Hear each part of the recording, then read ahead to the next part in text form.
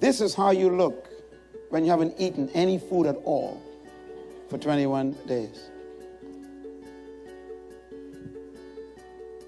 No food. You just drink water, herbal tea. Complete fast. You don't die. So you wonder why I'm so anointed. You wonder why there's such power when I get up to speak. There's a price you pay. Christ fasted 40 days. Moses fasted 40 days in the mountain. Elijah fasted 40 days. You can't get some things done without fasting. The disciples loved God. They followed Jesus. They believed his teaching. And they ran into a little demon-possessed boy. And they couldn't cast the demon out. They prayed, just like you prayed. Come out in Jesus' name. I bind all that stuff. The demon says, no, I'm not coming out. And the demon never left.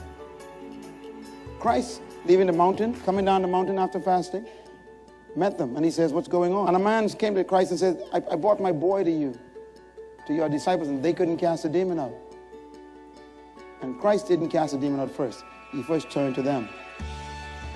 And he said, how long must I be with you? He rebuked them. There's some things you want God to do, but you ain't willing to pay a price. Because most of the people I meet in the church, when they fast for 2 days, they think they're going to die. That's a lie.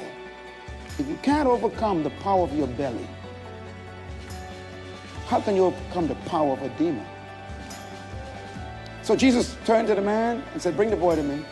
And then he cast the demon out. In one word. The Bible said later that day they were at a meal, eating. And Peter said, Master, that incident today, why couldn't we cast that demon out?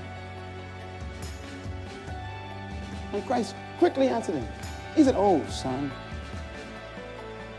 that kind doesn't come out except by prayer, which is what you guys did, and fasting, which you didn't do. There's some things you're trying to change in your situation in your life. You've been praying for weeks and months and years. God is saying this kind doesn't change without pushing away the plate. Because the spirit world is a spiritual world. And fasting increases your capacity to receive spiritual power. Flushing out all the distractions. It makes you solely, completely open to God. That's why the first act of Jesus was fasting. Make a decision this year. Pay a price. Perhaps the church in the Western world is eating itself to death. Powerless church. By the way, fasting keeps you healthy. That's a benefit. You keep your weight off.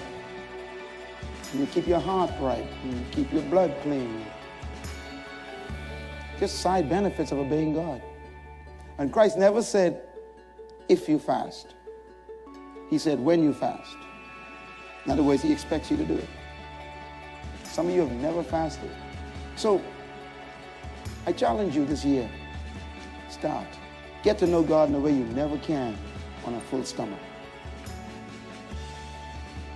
Sacrifice.